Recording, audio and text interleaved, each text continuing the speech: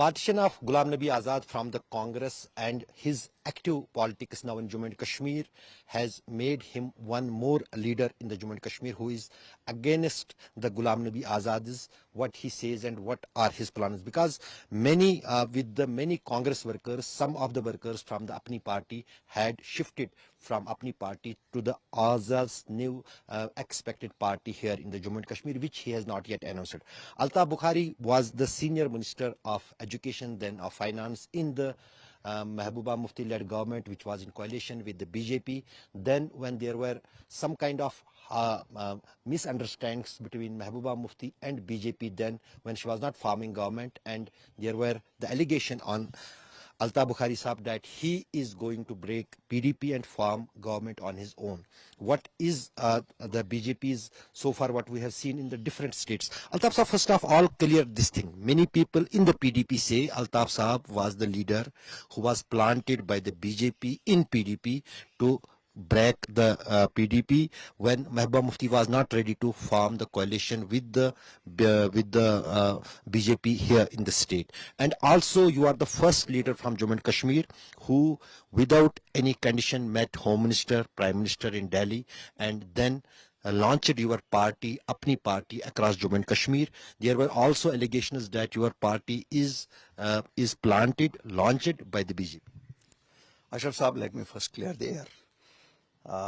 In 2014, when there were elections, PDP got 28 seats. I was the first MLA to be called for consultation by late Mufti Muhammad Said. He's on record 2 days before he took over as the Chief Minister in March. He's on record on having said in a press conference, which was carried by Times of India, Tribune, I have the copies here. They asked him who was against your alliance with BJP. He said only one MLA, that was Altaf Bukhari, and that is me. And I opposed the alliance then also. I opposed the alliance based on this fact that why don't you go ahead with National Conference and Congress, which had offered unconditional support. Having said that, he was the leader, he took the decision, convinced me. Whatever he said, I will not divulge that now. I was the works minister for him, and virtually lived out of helicopter, traveling extensively with him. And you must have seen Kashmir had witnessed tremendous destruction because of floods. Within 6 months, nobody could make it whether this was the same city. I give the credit to Mufti Saab, but definitely I was the face of that development as the works minister. Unfortunately, we lost Mufti Saab very soon, and Mehbooba ji, as usual, took time in deciding. Since I was close to the family, because I came into active politics, Mufti Saab wanted me.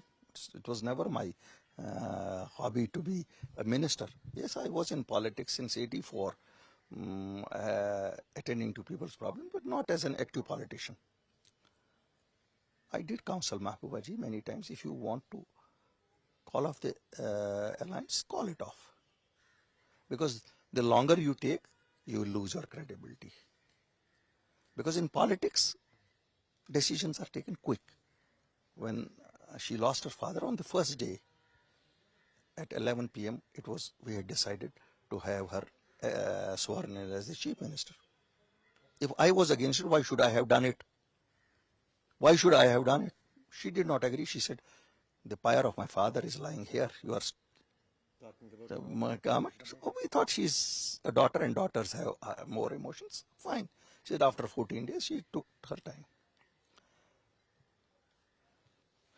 Then many stories were floated. If I were against her, and if I was breaking her party, why did she make me the education minister? Why did she make me the finance minister? Why did she nominate me as the joint chief ministerial candidate? Because I was from her party. When Congress, National Conference, and they joined hands in no, it was not Gupkar alliance then. It was because when BJP against the BJP alliance. Why did they? So somewhere something is being said which is not correct. Having said so, We developed differences. In December, there was a party meeting, around 100 party leaders were there. I told her, you have a problem. You have a problem. You don't have administrative experience. You do not have administrative experience. 180 people lost their lives in your tenure in 2016. 9 of your MLAs and ministers have gone within 6 months. So it's better you step down. Let us select somebody else as president and you will be the parliamentary. People hate you, but there is so to say anger against PDP. The party will go back to people and request them, yes, we did a mistake by getting into alliance against your wishes. She was the party president. She did not like it. Within 1 month, on 19th of January, I was thrown out of the party. So I did not leave the party. So please, I'm not one who stabs in the back. I had almost left active politics. If 5th August 2019 would not have happened, I would not have. I would have played a social role and attended at best to my constituents and those things, but not an active politics. 5th August was a watershed day. We may call it by any name. It changed our course of lives. I was also behind my gates, house arrest, like 90% of the politicians. When I was released, I started.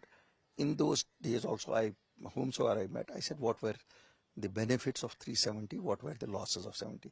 I could visualize people were in a hopeless situation. They had fears that our demography will be changed. They had fears that our children will not get jobs. Our land will be taken over by outsiders.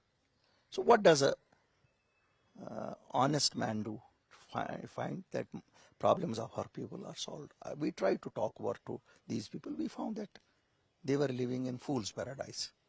They were not happy that people had not come out on the streets when they did not want to take any role. So to my credit goes that we got all these leaders released. It is because of us. When we approached the LG and all others, then it was called that Saab yehi to gadari hai. So why did you have heard Farooq Saab saying 8 days back in the controversy, we wanted LG to hold a meeting. Means they are also going today there only. What I did in 2019, they do today. If they are doing something after 4 years, do you blame me for taking a action which is warranted at the time? If I floated a party and went to Delhi and got jobs reserved 100% for this youth of Jammu and Kashmir, if I got 95% lands reserved for the residents or domiciles of Jammu and Kashmir, is this my sin? If I was acting on behalf of India, would India allow me to do it? And where is it written that one should not go and meet the Prime Minister? Is it their domain only? Is it Azad Saab's domain only? Is it Mahbooba Mufti's domain only? Is it Farooq Abdullah's domain only? Are they the only ones who have the authority to meet the Prime Minister of India or Home Minister of India or politicians across India? We are all free. We are free. Why not? I was a minister on whom nobody can say I was corrupt. You tell me, you are living here. Can anybody tell I was corrupt? Can anybody say I was arrogant? Can anybody say I was not delivering? If a man delivers, who does not want to meet him?